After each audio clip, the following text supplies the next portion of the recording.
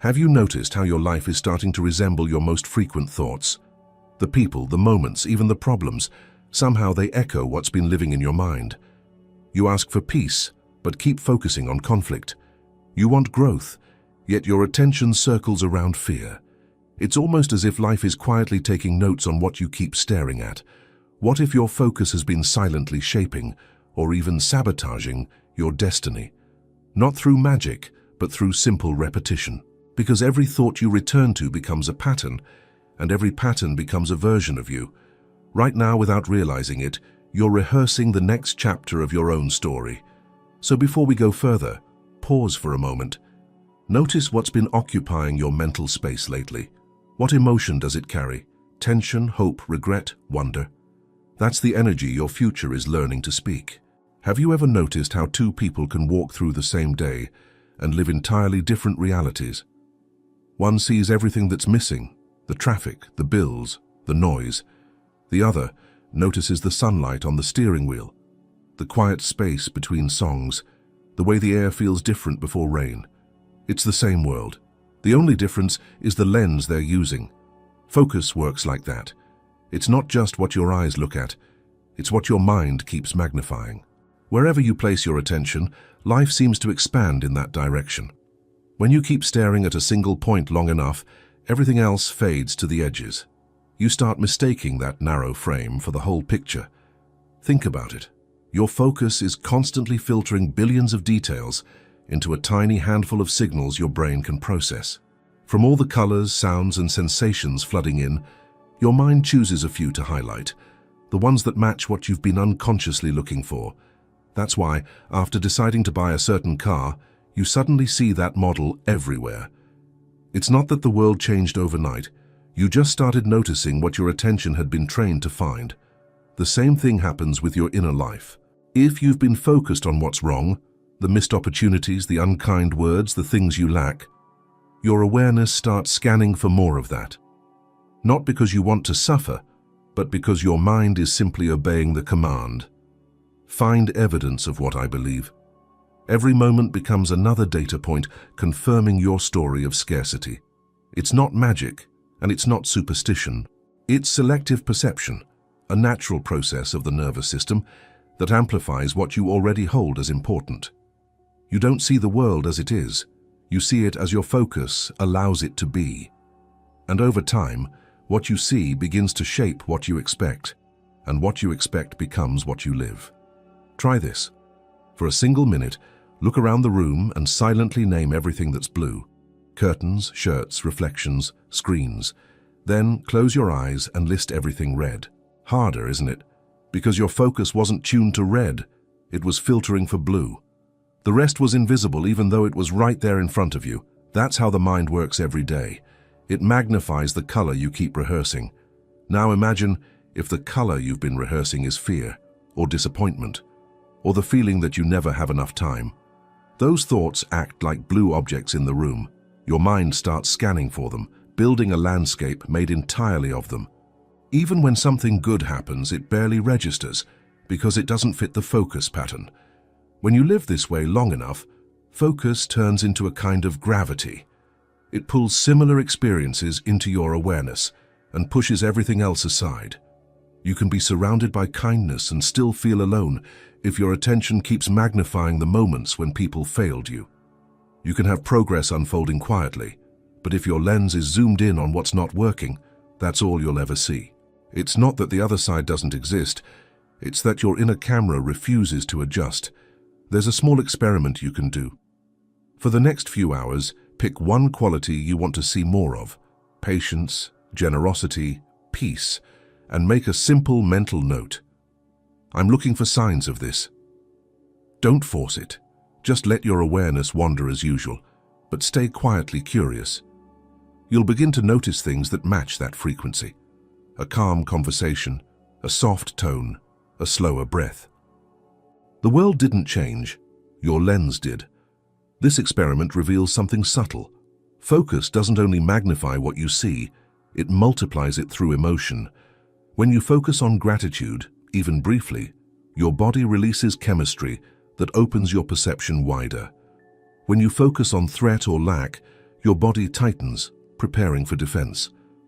The more often you repeat one of these states, the easier it becomes to return there.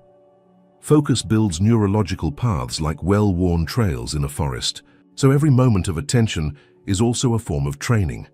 You're teaching your brain what to consider home, and that's why certain moods, stories, or habits feel so automatic. They've been reinforced by focus for years. Your mind isn't your enemy. It's simply loyal to what you rehearse. Some people think changing focus means forcing positivity or pretending everything is fine. It's not that.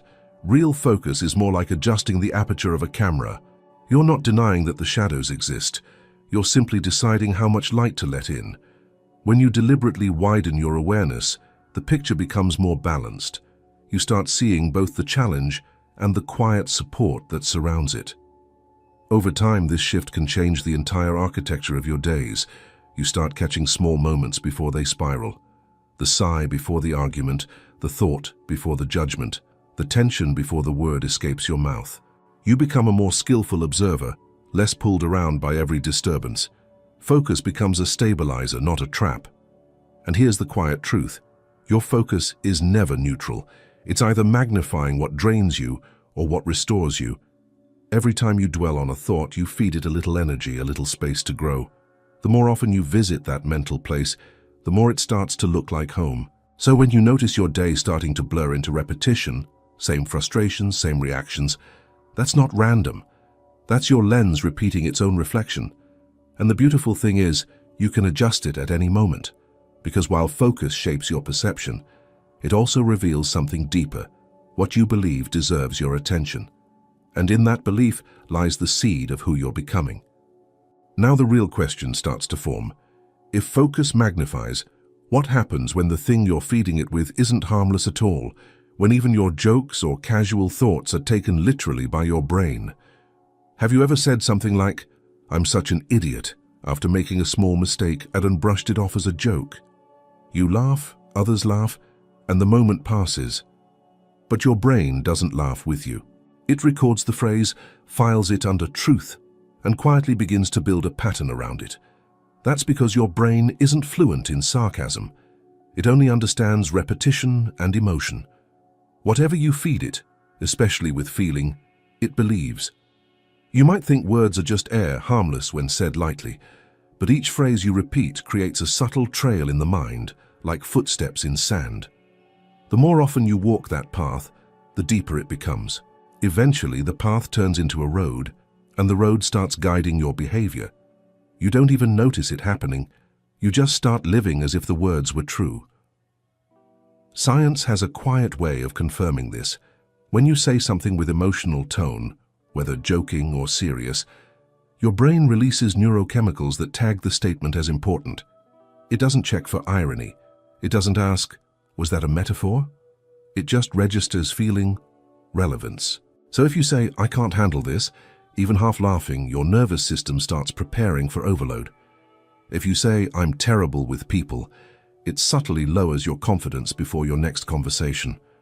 The words you speak become instructions your body tries to obey. Think of it like programming.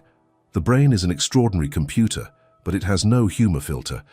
If you keep typing in the same line of code, it will run the command every time.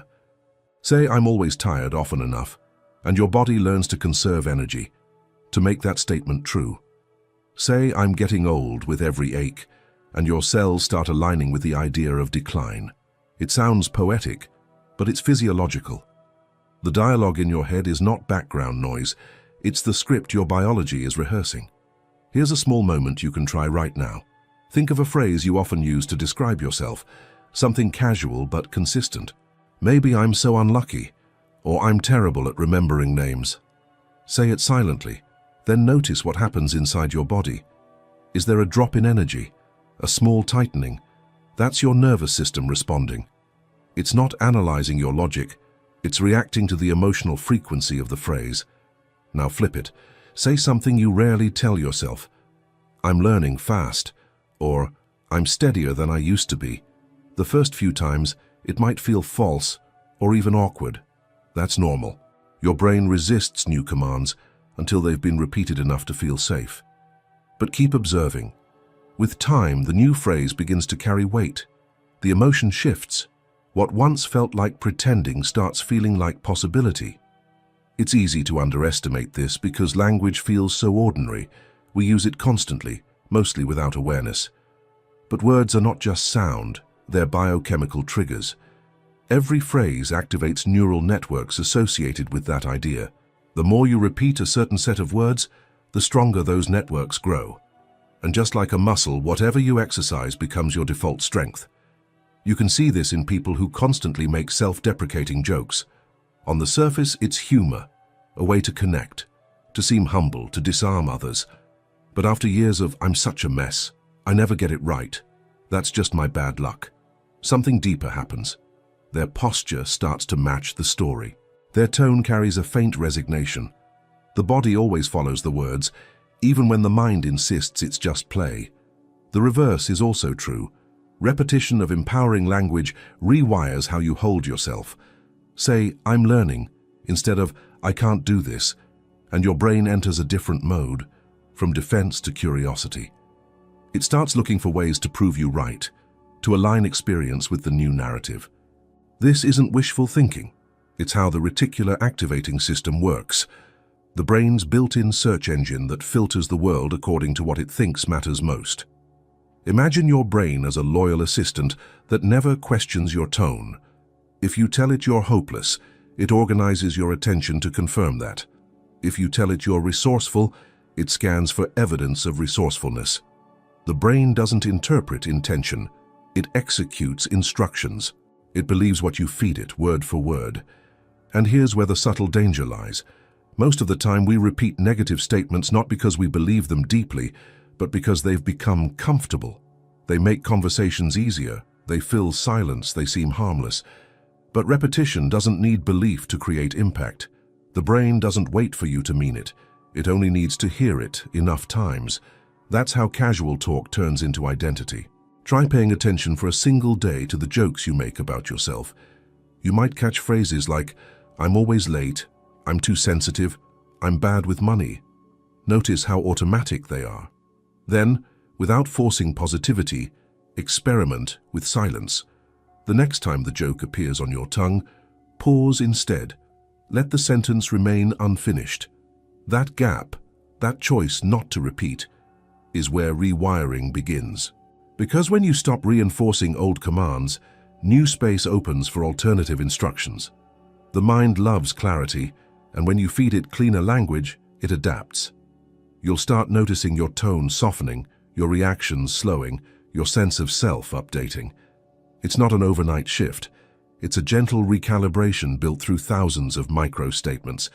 We often talk about affirmations as if they were magical formulas, but in truth, they're just consistent directions. They work not because of blind faith, but because repetition reorganizes your neural pathways. You're literally teaching your brain what kind of person to expect when it hears your name. And over time, your body, your posture, decisions, energy begins to cooperate. The key is not to start chanting grand declarations you don't believe. It's to become conscious of what you're already declaring every day, to understand that every joke, every complaint, every label is a seed. You don't have to force yourself to plant roses. You just have to stop watering weeds. And once you see how literal your brain is, something else becomes clear. Even the things you fight against, the problems you joke about hating, are still getting your focus. You think you're rejecting them, but in truth you're feeding them with attention. Have you ever tried not to think about something? The more you tell yourself to avoid it, the louder it gets. Don't think about the past, and there it is. Don't be anxious, and your heart beats faster. I just want to stop caring, and suddenly it's the only thing you care about. Resistance has a strange gravity. The harder you push something away, the tighter it seems to cling to you. That's because your attention doesn't understand the word no. When you focus on what you don't want, your mind still hears the subject, not the rejection.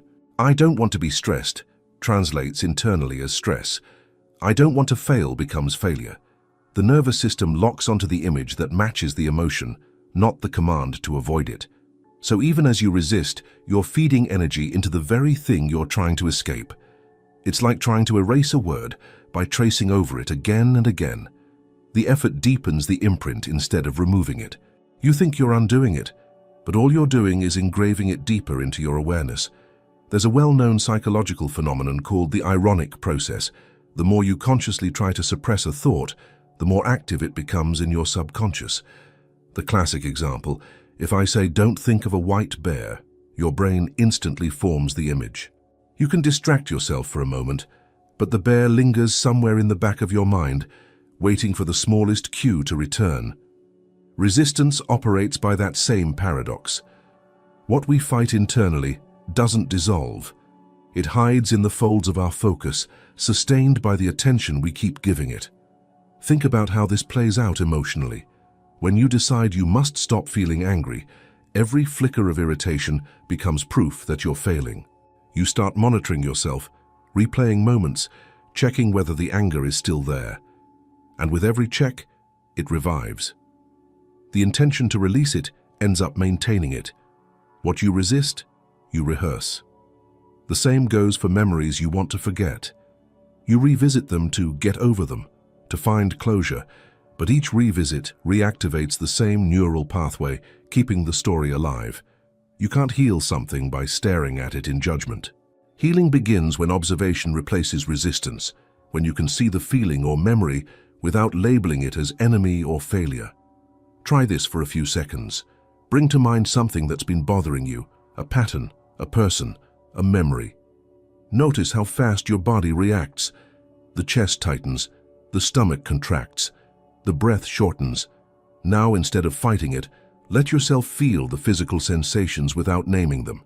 Not the story, just the raw energy. It might hum, pulse, or shift. Watch it like weather. That quiet watching is not resistance, and it's release. Because when you stop trying to push a storm away, it spends itself naturally. Resistance is often disguised as control. You tell yourself, if I just analyze this one more time, maybe I'll solve it. But the constant analysis is part of the problem. It keeps the situation emotionally alive, looping through the same channels. The mind believes it's protecting you by staying alert, but in reality, it's keeping the danger on screen. You can't move forward while staring at the same frame. There's another layer here that's even subtler. Resistance doesn't only preserve pain, it reinforces identity. If you've spent years fighting insecurity, the one who struggles with insecurity becomes a role you unconsciously play. You don't want the feeling, but you're attached to the familiar rhythm of resisting it. Without realizing it, the tension becomes part of how you recognize yourself. Letting go can feel disorienting because you've built so much of your internal dialogue around that fight. You can see this pattern everywhere, in relationships, in habits, in beliefs. The person who's determined to stop being like their parents often ends up repeating the same reactions, just inverted. The one who swears never to be controlled ends up controlled by the fear of it. The energy of resistance keeps the focus locked, and focus always magnifies. There's a small practice that can begin to unwind this loop.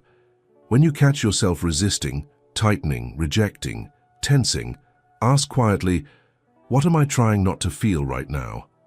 Don't answer with words right away. Let your body speak first. Maybe there's a weight in the throat or heat behind the eyes. Stay with that sensation without making it wrong. Within a few breaths, the charge begins to change shape. What you allow to be felt fully starts to lose its grip. This doesn't mean you should surrender to everything that hurts or stop setting boundaries.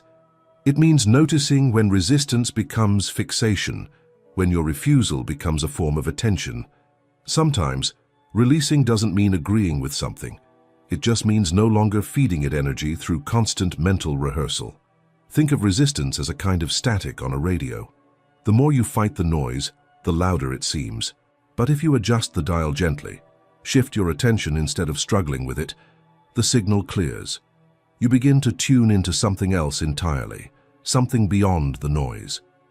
You might be surprised to realize that beneath every resisted emotion, there's often a message waiting. Anger can hide grief, fear can hide desire, shame can hide longing for connection. When you stop pushing the feeling away, the message underneath can finally surface. That's the hidden gift of what you once thought you had to avoid. There's a certain calm that comes from understanding this. You realize you don't have to fix every thought that passes through you. You just have to stop wrestling with them. Let them come and go like waves, and your focus, that powerful magnifying lens, will naturally shift toward what's stable instead of what's chaotic. And that shift matters because the moment you stop resisting, your energy becomes available again. You're no longer split between running from something and trying to create something new. That freed attention becomes clarity, the same clarity that begins to shape how your inner world builds your outer one. Most people spend their lives trying to rearrange the outside, hoping the inside will follow. They chase the next achievement, the next partner, the next city, believing that once something out there changes, peace will finally arrive. But it never lasts, does it? The new house feels smaller after a few months. The perfect job turns ordinary. The relationship starts echoing old arguments. The pattern repeats because the environment outside isn't the real cause. It's a mirror. What you carry inside is what the world eventually reflects back. It's not mystical. It's physics and perception. Your nervous system constantly filters the outside world through your internal state. When your inner world is tense, even neutral moments can feel like threats. When it's open and calm, even chaos feels manageable. The outer world doesn't create your emotional landscape. It responds to it. You see what your internal chemistry allows you to see. Imagine two people walking down the same street. One has just received terrible news, the other a piece of good fortune. They pass the same faces, the same sounds, the same weather, yet they inhabit different universes. The street hasn't changed, their inner atmosphere has, and that inner climate colors everything: a tone, interpretation, decision. That's the invisible filter through which we build our lives. You can sense this in small ways every day. When you wake up frustrated, even a friendly text can sound demanding. When you wake up peaceful, that same message feels warm. It's not the words that changed. It's your field of reception. Your inner world sets the frequency, and everything you encounter begins to resonate with it. Think of yourself as both transmitter and receiver. Your thoughts and emotions send subtle signals into the space around you through tone, posture, presence. Others pick up on that signal unconsciously and respond accordingly. A calm person tends to calm others. An anxious one can spark anxiety in a room without saying a word. The world mirrors back the vibration you bring to it, amplifying it in ways you often can't predict. This is why external change rarely lasts when the internal environment remains the same. You can move to a new city, but if you bring the same restless mind, the same stories about being stuck or unseen, the same reactive habits, they'll rebuild themselves around you like invisible architecture. You'll meet different faces playing familiar roles. You'll keep having the same conversations under new roofs. The pattern isn't following you. It's emanating from you. Here's a small experiment. Before reacting to something outside, a disagreement, a delay, a demand, pause for just 3 breaths. Ask yourself, what is the state I'm bringing into this moment? Often the tension you feel isn't coming from the situation, it's being activated by it. The outside is simply revealing the tone that's already playing inside. This pause is not to analyze or judge, but to notice the direction of cause. That single moment of awareness shifts the order. You become the origin, not the echo. Neuroscience supports this in quiet ways. Studies on perception show that the brain doesn't passively receive data from the world. It constantly predicts, then adjusts what it expects to see. Around 80% of the information in your visual cortex, for instance, comes not from your eyes, but from internal predictions based on memory and emotion. You're literally seeing more of your own mind than the objective world. The outer world is filtered through your expectations like light through colored glass. This explains why when you carry chronic frustration, you find endless proof that people are careless. When you live in gratitude, you notice small kindnesses everywhere. Each state acts as a lens, pulling evidence to sustain itself. That's not wishful thinking. It's selective perception and confirmation bias operating as spiritual law. But it goes deeper than interpretation. Your inner environment shapes not only how you perceive, but also how you behave, and behavior changes reality. A person who believes life is hostile moves defensively, speaks with guarded tone, avoids opportunities, and ends up confirming the very hostility they fear. A person who feels internally safe takes more open actions, invites trust, and meets the world halfway. Over time, those micro-interactions accumulate into entirely different external worlds. The inner becomes outer through habit, tone, and micro-choice. This is why inner work isn't abstract or self-indulgent. It's architectural. You're not escaping the world by turning inward. You're reprogramming the blueprint from which your external life will be built. If your internal dialogue is chaotic, the structure you create outside will wobble, no matter how carefully designed. But if your inner field becomes steady, even imperfect circumstances find coherence around you. There's a natural intelligence in this process. The outer world keeps showing you what your inner world is ready to heal. Every frustration, every repeated problem is like a mirror held up to your state of being. When you notice the same conflict appearing in different places, it's life trying to point you inward. Something here is asking to be reorganized. Most people keep rearranging the mirror instead of adjusting the face in front of it. So the real work is subtle. Learning to observe your internal weather before you act. Is the storm outside really about the storm, or about how you're standing in the rain? The shift begins when you stop asking, "Why is this happening to me?" and start asking, "What is this reflecting in me?" That question alone reclaims your creative power. You can start small. When the outer world feels hostile, don't rush to fix it. Turn inward and soften one thing. Maybe your breath, maybe your shoulders, maybe your tone. Watch how the outer response begins to shift almost instantly. The meeting feels easier. The tension fades faster. The world rearranges itself around the new tone you're broadcasting. It's subtle, but unmistakable. That's how influence really works, not through control, but coherence. The state you hold inside sets a rhythm that the outer world unconsciously synchronizes with. This is why the calmest person in the room often becomes the quiet leader without trying. Their inner steadiness organizes the surrounding field.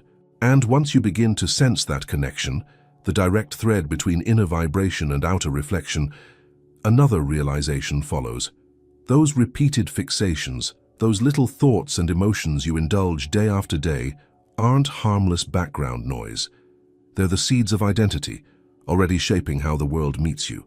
It usually begins with something small, a passing frustration, a thought you repeat just to vent, a feeling you think you'll shake off by tomorrow. "I can't stand when people do that. I'm always the one who fixes everything. Nothing ever goes smoothly for me." These seem harmless, like background noise in your inner dialogue, but repetition gives them weight. The more often you say or think them, the more familiar they feel. And before long, they stop being passing thoughts and start becoming descriptions of who you are. A fixation begins as focus, then slowly crystallizes into identity. You don't notice the moment it happens. It's quiet, gradual, almost invisible. A sentence you once used in frustration becomes a label. "I'm always anxious. I'm terrible at planning. I don't trust easily." These phrases feel like truth, but they're really grooves, mental pathways reinforced by repetition until they sound like your own voice. The mind craves stability, and identity provides it. Even when the identity is painful, it gives the brain something to predict, something to defend. That's why letting go of old stories feels uncomfortable. You might not want to be the worrier, or the one who never gets chosen, but part of you knows how to live inside that story. It's familiar terrain. The unknown, even when it promises freedom, can feel threatening to the part of you that equates repetition with safety. Think of it like clay that hardens each time you touch it with the same emotion. Every thought, every small fixation leaves an imprint. The longer you keep pressing the same spot, the more solid it becomes. At first you shape it, later it shapes you. You start adjusting your choices, tone, even your posture to fit that hardened form. The fixation has turned into a structure, and that structure begins making decisions for you. This is why small patterns matter so much. They don't just express what you feel, they train what you believe. Every time you replay an argument in your head, you strengthen the belief that you're misunderstood. Every time you tell the story of how someone wronged you, you feed the identity of the wronged one. These aren't moral failures, they're mechanical. The brain is designed to wire together what fires together. repetition equals reality in its logic. You can see this in simple, everyday ways. A person who spends months complaining about their lack of time starts seeing themselves as the busy one. Soon, even free moments feel rushed, as if slowness itself is foreign. Someone who repeats, "I'm always unlucky," stops noticing when things go right. Their attention, trained by fixation, skips over ease and hunts for friction. The fixation isn't just shaping perception anymore, it's steering experience. The process is subtle, almost poetic. What you focus on becomes a story. What you repeat becomes a role. What you defend becomes a personality. And by the time you recognize the pattern, it can feel like you'd need to reinvent your whole self to escape it. But you don't need to destroy the old identity to grow beyond it. You only need to stop feeding it. Like a fire without oxygen, fixation fades when it's no longer reinforced. Try this quiet observation. Recall something you've been mentally circling, maybe a regret, an irritation, a fear. Notice how familiar it feels to think about it. There's a strange comfort in revisiting it, even though it drains you. Now ask, who am I when I'm not thinking about this? The silence that follows might feel awkward, but that's where your unconditioned self waits, the part of you not defined by repetition. This question doesn't erase the fixation immediately, but it loosens its grip. It reminds your brain that identity is not a fact, it's a pattern of focus, and patterns can be updated. Each time you catch yourself rehearsing the same complaint or insecurity, you have a split-second chance to step outside it, to observe instead of participate. That's how fixation turns back into simple thought, something that passes through instead of defining you. There's a moment in almost every transformation when you realize that what you've been fighting isn't external at all. It's the story you've been defending. You might think you're protecting yourself from pain, but often you're protecting the structure that grew around that pain. The identity gives you continuity. This is who I am. But continuity isn't always truth. Sometimes it's just repetition disguised as stability. You can start noticing how these identities show up in language. The words always, never. I'm just the kind of person who are usually signs of fixation. They point to places where you've stopped being curious. Instead of observing your experience, you've started narrating it as destiny. The shift back to freedom is simply to become curious again, to ask, is that still true? Or, who taught me to say that about myself? This doesn't mean rejecting everything familiar or erasing your history. It means holding your identity lightly, like something alive instead of carved in stone. When you see yourself as a process rather than a product, you stop needing to defend the old versions. You can grow without losing yourself, because the self isn't a thing. It's a tension in motion. It takes patience to unwind what's been repeated for years. At first, you'll still hear the old inner voice announcing its familiar lines. Here I go again. This always happens to me.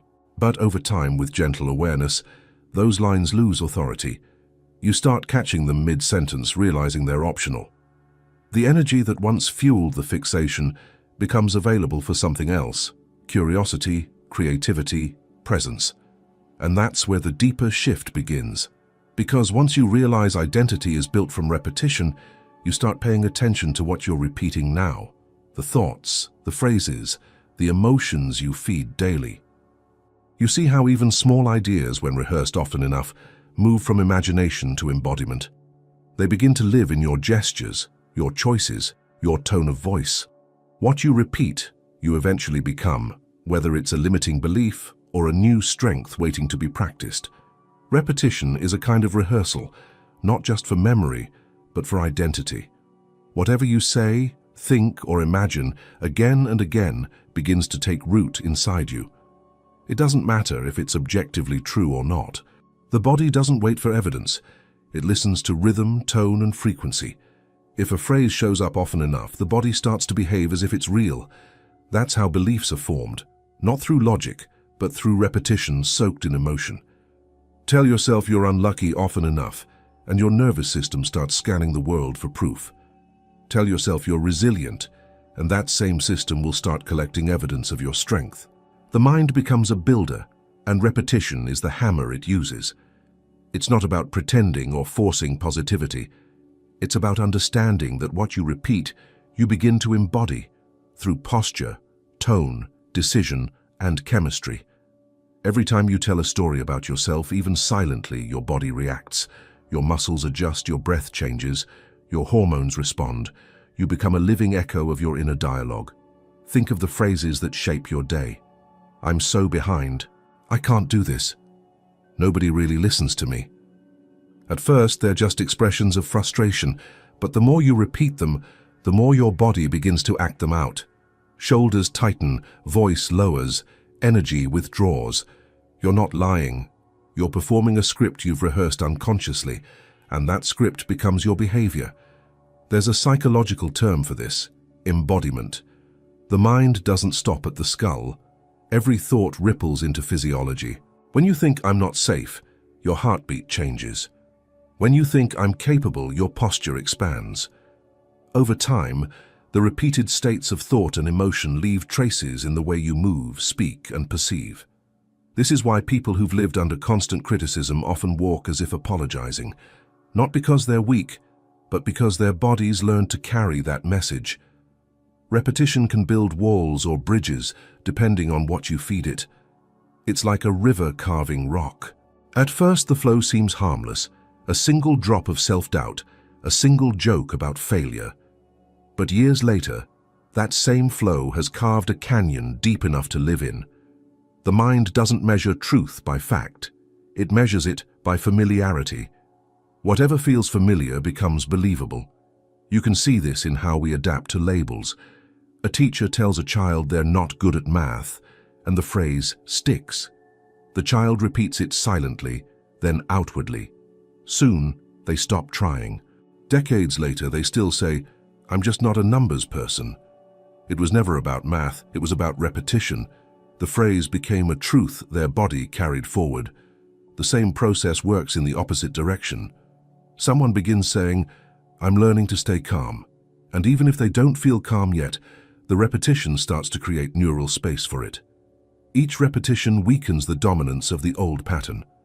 The brain starts firing new pathways, and the body begins to catch up. You don't have to fully believe a thought for it to begin reshaping you. You just have to keep practicing it with sincerity. Try this simple awareness.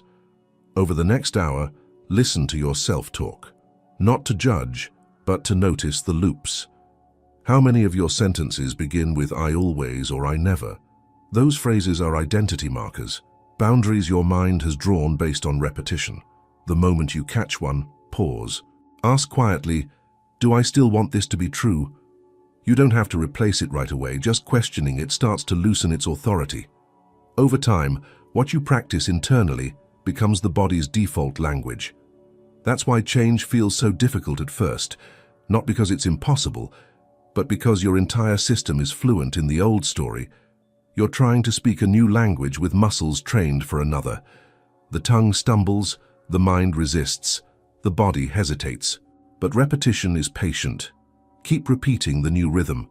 I'm growing, I'm capable, I'm allowed to rest, and your nervous system will eventually learn the translation. There's a deeper layer to this. Every repeated story carries an emotional signature. Some phrases pull energy downward, others lift it. Over the years, those emotional tones shape how others perceive you too. People can feel what you repeat, even if you never say it aloud. That's why someone who constantly tells themselves "I'm invisible" can walk into a room and be overlooked. It's not that others are cruel, it's that the energy of that belief radiates through posture and presence. The world responds to the signals you embody.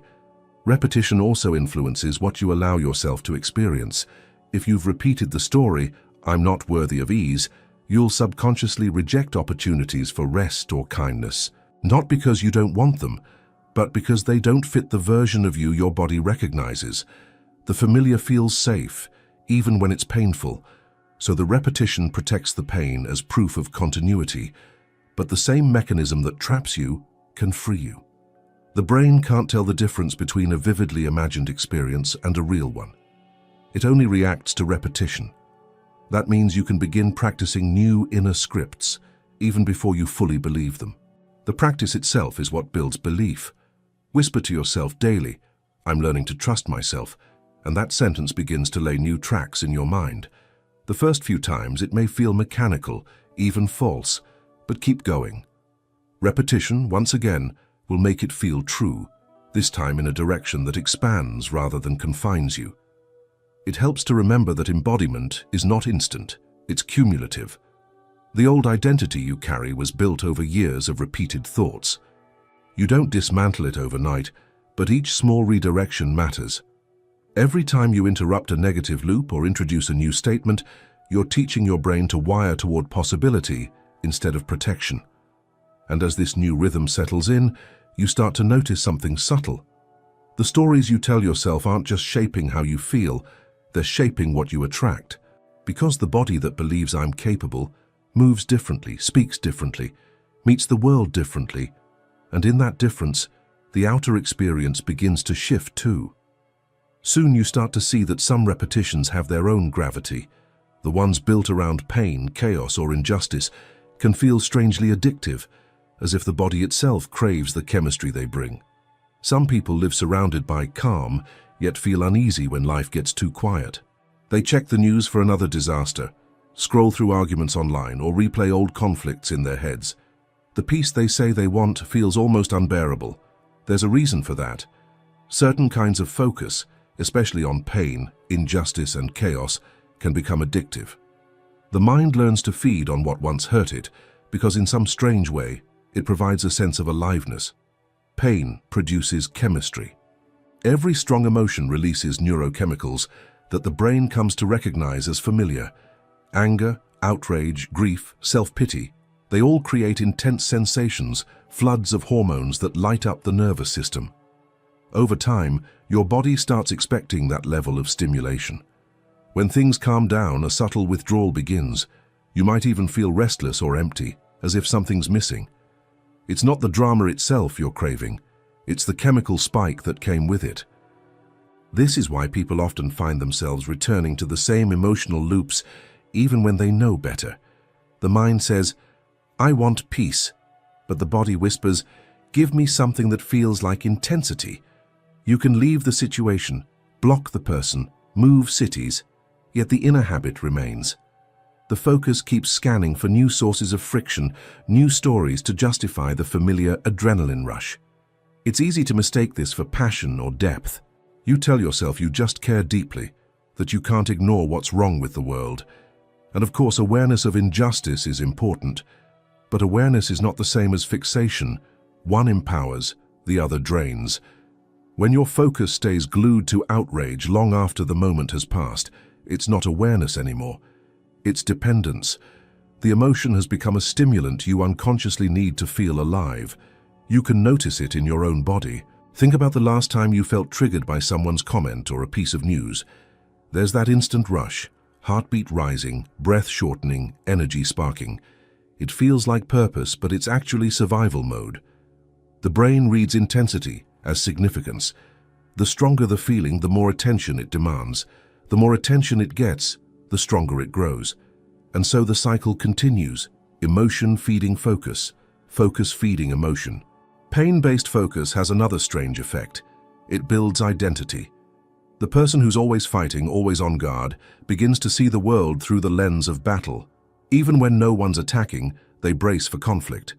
The person who's always highlighting injustice starts expecting betrayal in every exchange. The one who lives in chaos begins to feel numb without crisis. The body becomes trained to associate safety with danger. Peace feels foreign, even suspicious. You can't break this cycle by shame or force. Addiction to emotional intensity isn't a moral flaw, it's conditioning. The nervous system got used to a certain rhythm, and now it calls that rhythm normal. To shift it, you first have to notice it, to see how often your focus gravitates toward the heavy and the dramatic. Watch what you reach for when silence arrives. Do you instantly fill it with noise, news, or old grievances? That impulse is information. It shows you what your body is accustomed to feeling. The first step isn't to stop feeling pain or outrage, it's to change your relationship with them. Instead of feeding the cycle by reacting, try observing. When the next wave of injustice or drama hits, Notice your physical response. Where does the charge land? Is it heat in your chest, tightness in your gut, a flush in your face? Breathe into that sensation as if you're meeting it for the first time. Don't chase it. Don't suppress it. Just feel it without adding story. When you give sensation presence instead of attention, the loop begins to lose power. You'll discover something surprising. Beneath the rush, there's usually exhaustion. What felt like energy is often depletion masked as aliveness. Constant focus on chaos drains your reserves, even while tricking you into thinking you're engaged. When you finally let go, peace doesn't arrive as bliss. It arrives as fatigue. That's when the real work starts. Learning to live without needing constant emotional noise to feel real. It's not about disengaging from the world or pretending things don't matter. It's about learning to respond without becoming consumed. You can care without collapsing into the feeling. You can notice injustice without letting it colonize your nervous system. The strength you're looking for doesn't come from constant outrage. It comes from grounded presence, from the ability to stay open without being hijacked. The same pattern shows up in personal life. Some people get hooked on internal drama, the endless self-criticism, the overthinking, the emotional postmortems. It feels productive, like you're working on yourself, but really, you're circling the same emotional block, keeping it alive through focus. Healing becomes another form of fixation when you can't stop revisiting the wound. The body learns that suffering equals meaning. Letting go feels like losing purpose. This is where awareness becomes medicine. Start asking gently, what part of me benefits from this focus? Sometimes the answer is startling. Pain can offer certainty. Injustice gives you a clear enemy. Chaos makes you feel needed. When those emotions fade, there's emptiness. And in that emptiness, you meet yourself without the story.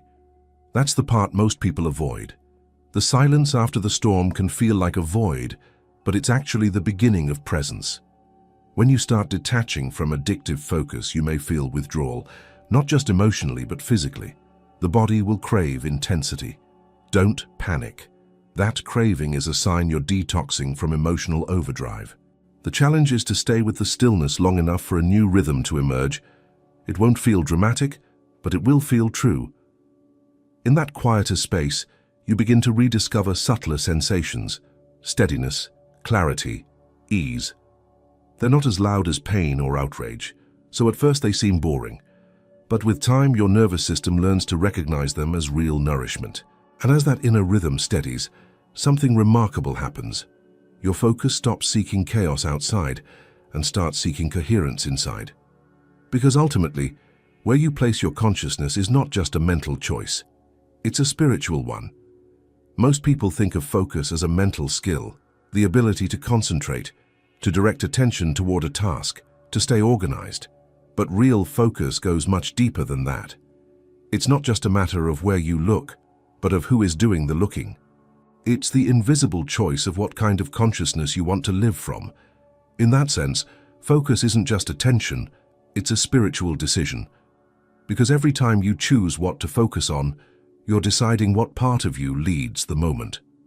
When you focus on fear, you give authority to the smallest part of yourself, the one obsessed with control and safety.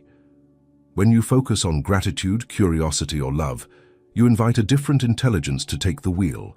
That shift changes everything, even before a single external thing moves.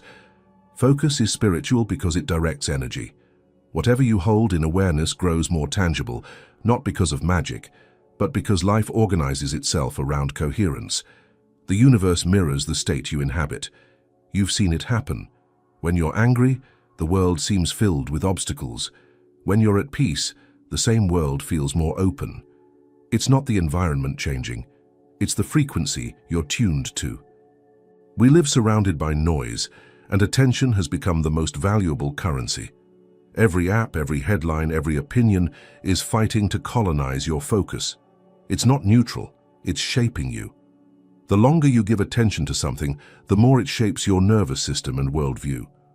That's why reclaiming your focus is more than productivity. It's self-sovereignty. It's the act of remembering that your consciousness belongs to you. You can feel the difference between reactive focus and chosen focus. Reactive focus pulls you outward. It's driven by emotion, urgency, and fear of missing out. Chosen focus feels grounded. It comes with a sense of presence. You're not running toward or away from something. You're standing inside awareness itself, letting perception expand instead of tighten. That's the spiritual dimension, when focus stops being about control and becomes about coherence. There's a quiet power in realizing that you don't have to attend to everything that calls your name. Just because something is loud doesn't mean it's meaningful. Just because something hurts doesn't mean it deserves your constant devotion. Focus is the art of saying, "This thought doesn't deserve my energy right now." Not in denial, but in discipline. You learn to feed what aligns with truth and starve what drains it.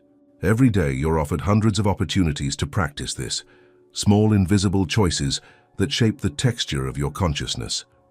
When you wake up, before touching your phone, where does your mind go? When someone criticizes you, where do you place your attention? On the wound or on the lesson? When uncertainty shows up, do you focus on what might collapse or on what might emerge? Those micro-decisions add up.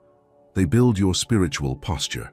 You might think this level of awareness is exhausting, but the opposite is true.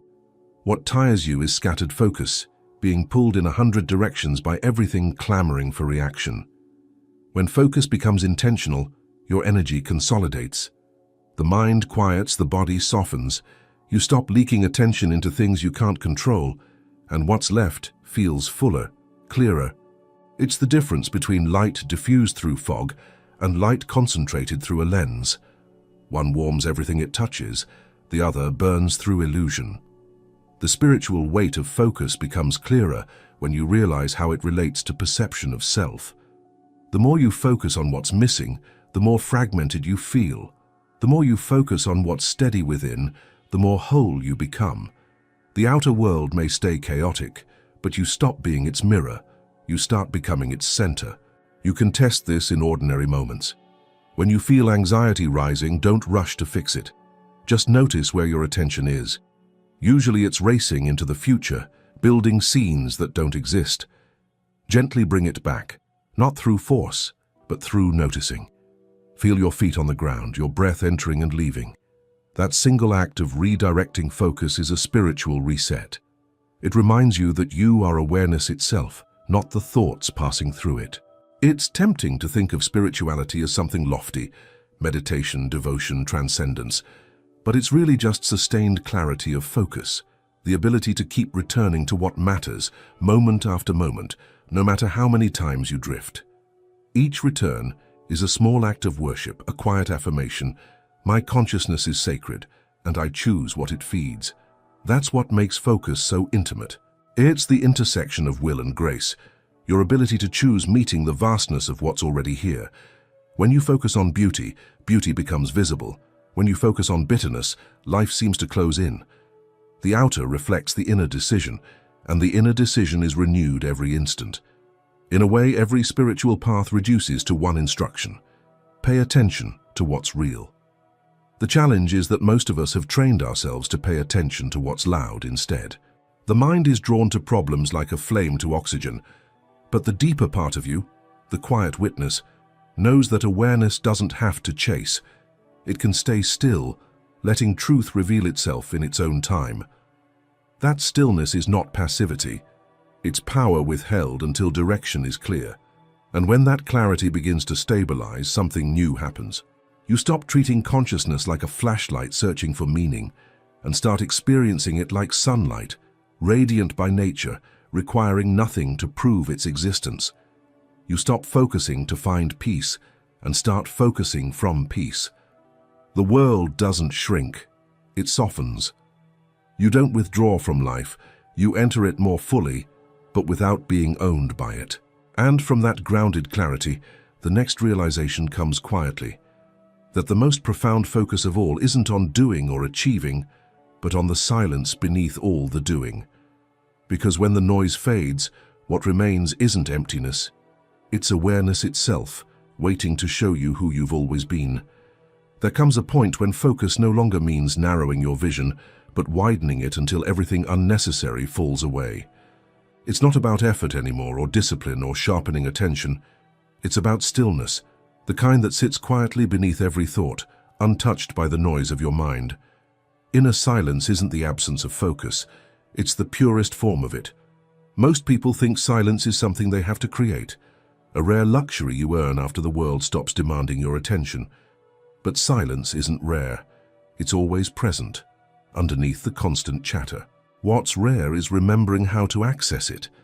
The noise of thought is loud, but it isn't deep. Beneath it, there's a spacious awareness that doesn't move, doesn't react, and doesn't need to fix anything. When you touch that space, even for a few seconds, you realize that focus doesn't have to be tense. It can be calm, expansive, effortless. We're so conditioned to associate focus with strain, tightening the muscles, narrowing the eyes, blocking distractions. But silence works differently. It doesn't push away what's around you, it simply stops feeding it. The mind quiets because attention has stopped chasing. It's as if you've been standing in a storm for years and finally realized you could step back under the shelter that's been there all along. The storm keeps raging, but it no longer defines your weather. Inner silence isn't dull, it's incredibly alive. When you drop beneath the noise, senses sharpen. You hear the hum behind sound, feel the texture of breath, notice tiny movements of light. There's a precision in stillness that no amount of mental intensity can match. Because in silence, awareness stops fragmenting. It's not split between past and future, between what should be and what was. It just is. And from that state you perceive more, not less. Try noticing how your mind reacts when there's nothing to fix. That's when the restlessness starts to appear. Silence exposes what distraction hides, the nervous habit of needing to think in order to feel alive. But as you stay with that discomfort, something begins to shift. The thoughts keep surfacing, but they start losing their pull. They pass like clouds, while you remain as the sky. The awareness beneath them doesn't need to choose or control. It simply sees. That's why silence is the greatest focus there is, because it's not directed toward an object. It's not selective. It's inclusive. It holds everything without grasping at anything. The mind might call that emptiness, but it's actually fullness, consciousness untangled from story. And when you operate from that space, even your smallest actions start carrying more clarity. A simple breath feels complete. A single word lands differently. You stop reacting automatically and start responding from depth. You can sense this during quiet moments that seem meaningless on the surface. Waiting at a stoplight, washing dishes, sitting in traffic. These are invitations, small portals into inner silence. When you stop filling them with constant thinking, replaying conversations, solving imaginary problems, you discover that stillness isn't separate from ordinary life. It's woven through it, waiting for you to notice. There's a paradox in this. The more you practice silence, the less you do it. You begin to see that you don't have to silence the mind. You just have to stop engaging with it. The chatter fades not because you suppressed it, but because you stopped identifying with it. It's like background music that's been playing so long, you forgot you could turn your attention elsewhere. Once you do, the silence was never gone. It was just unnoticed. At first, inner silence can feel like nothing, especially to a mind addicted to noise. But if you stay with it, you start feeling something extraordinary. Peace without reason. You're not calm because things are perfect. You're calm because you're no longer measuring reality against what should be. You're simply here, present, grounded in awareness that doesn't need validation. That's when focus becomes sacred. It's not about productivity or clarity, but presence itself. It's important to remember that silence doesn't mean withdrawal. You can be fully active, working, creating, conversing, and still be anchored in inner quiet. The silence isn't inaction, it's the background of all action. It's what allows you to move through chaos without becoming chaotic. In fact, the more grounded you are in inner stillness, the more effective your outer movement becomes. You stop wasting energy on reactivity and begin to act from alignment instead of defense. You might notice how, when you're centered in silence, time feels different. The rush softens. Even urgent situations seem to slow down, giving you space to see clearly. The mind stops racing ahead because it finally trusts that awareness doesn't need to predict. It can simply respond. This is the kind of focus that creates miracles in ordinary life, the quiet confidence of someone fully here. And yet silence is fragile only when you try to hold it. The moment you make it a goal, it slips away. That's because silence can't be achieved. It can only be allowed. It's not something you earn. It's something you uncover by letting go of everything that isn't essential. You stop chasing thoughts, stop arguing with reality, stop needing to control the experience. What's left is stillness that has been there all along, waiting to be recognized as the truest form of focus. As this inner silence deepens, it begins to spill outward.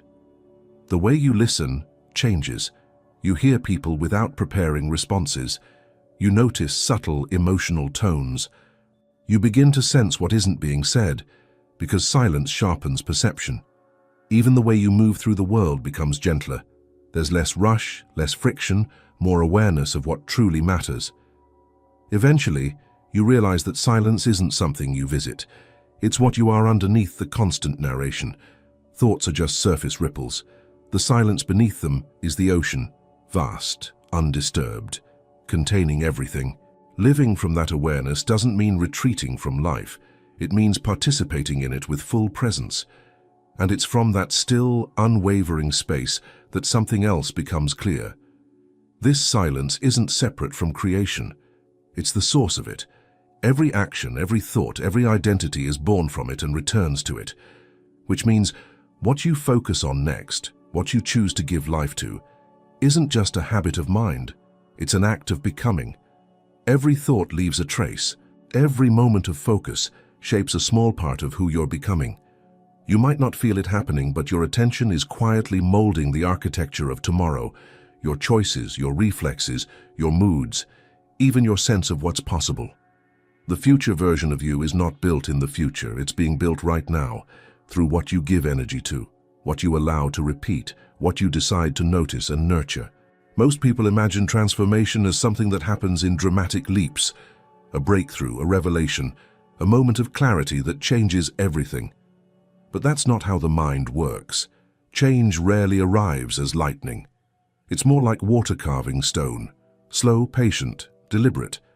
The thoughts and emotions you feed each day leave grooves in your nervous system. Over time, those grooves deepen into pathways, and those pathways become your way of being. What you focus on now, even in small doses, is writing the code your body and mind will run later. Think about how habits form. You don't decide to become anxious or resentful or confident. You simply practice certain states over and over until they become automatic. A single complaint repeated daily becomes a worldview. A few quiet moments of gratitude repeated often enough become resilience. The repetition of attention is what decides which traits solidify and which fade away. That's why focus is not neutral. It's a kind of sculpting. And every day you're holding the chisel. If you pay attention, you can almost feel the direction of your own becoming. Notice what occupies your thoughts when nothing external is demanding your attention. Are you rehearsing old frustrations or imagining new possibilities? Are you nourishing worry or curiosity? Whatever tone fills that silent space between tasks, that's the raw material from which tomorrow's you will be formed. This doesn't mean you have to control every thought or fake constant positivity. That's impossible. It simply means becoming aware that attention is not free. It's creative energy. Every moment you spend replaying an old wound is another moment building a version of yourself that identifies with that wound. Every moment you spend grounding yourself, noticing beauty, breathing through difficulty, is building a version of yourself that knows how to stay steady in uncertainty. You are literally rehearsing the traits you'll one day call who I am. Science gives us language for this. The brain's neuroplasticity means it rewires itself constantly according to what you repeat. Neurons that fire together wire together. That's how behavior, mood, and even perception are shaped. The stories you revisit most often strengthen specific networks. Focus on fear long enough, and your mind gets better at finding threats. Focus on gratitude long enough, and it becomes easier to notice gifts. The wiring doesn't ask whether what you repeat is true, only whether it's consistent. Consistency is what builds identity. Think of your focus as the light of a projector. Whatever you shine it on begins to take form, becomes the image on the screen of your life. If you keep replaying scenes of loss or injustice, that's the film that keeps running.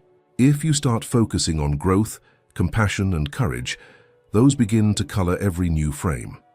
The outer circumstances may not shift instantly, but your experience of them does. And that shift over time becomes the foundation for real change. You can sense this process in small human ways. When you focus on resentment, your posture changes. The shoulders close, the breath shortens. When you focus on possibility, even briefly, something opens. In your chest, in your tone, in the way you meet others. The body keeps score of focus. It remembers where attention has been living. That's why the work of focus is physical as much as mental. You can feel who you're becoming in how you breathe. Every single day offers micro opportunities to redirect the shaping process. When you wake up, your first thoughts set the tone for how your brain will filter experience. When you lie down at night, the stories you replay become tomorrow's emotional residue. Even in the middle of the day, when you catch yourself spiraling into worry, a single conscious breath can redirect the flow. These are small acts, almost invisible, but they are the real architecture of transformation. If you've been focusing on survival, on simply getting through the day, your future self will know how to endure, but maybe not how to expand. If you start focusing on small moments of presence, curiosity, and compassion, that future self will know how to create, not just cope. Every focus choice plants a seed, and the soil of the subconscious doesn't discriminate. It will grow whatever you plant, fear or faith, bitterness or peace. This is why paying attention to your internal dialogue matters. The words you whisper to yourself aren't background noise. They're blueprints. I can't do this. I always mess things up. No one understands me. Repeat those long enough and the body learns to obey. But switch even slightly. I'm learning. I'm finding a way. I'm open to help. And your chemistry, posture, and decisions begin to shift in real time. You start building a you that can handle life with a different level of coherence. The most liberating truth in all of this is that focus is renewable. You can change direction at any moment.